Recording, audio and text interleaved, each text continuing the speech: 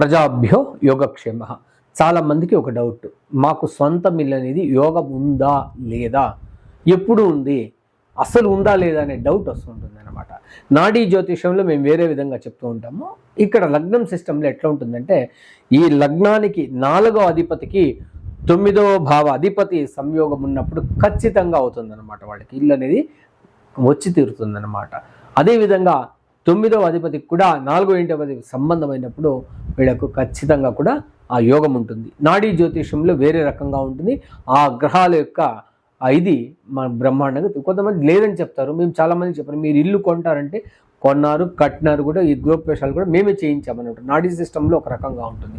ఎవరైనా తెలుసుకోవాలనుకుంటే దీన్ని కనుక్కోవచ్చు అని తెలియజేస్తూ, సర్వే జనా సుఖినో భవంతు, సన్మంగళాని భవంతు.